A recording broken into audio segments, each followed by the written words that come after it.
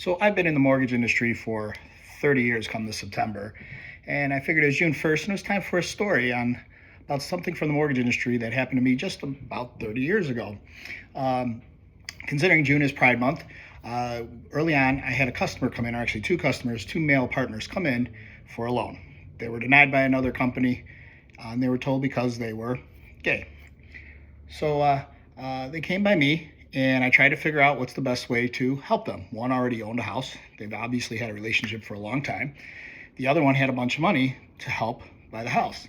And at that time, believe it or not, if you weren't married or related, it was very difficult to buy a house with someone else or get money from someone else unless you can show what your relationship is.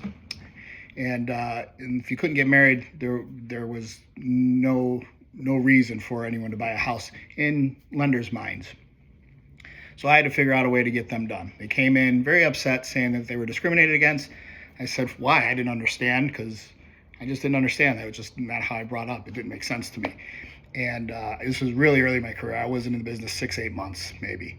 And so then I figured out how to help them. I ended up, the gentleman who had money to help with the down payment, he actually paid down the mortgage of his partner.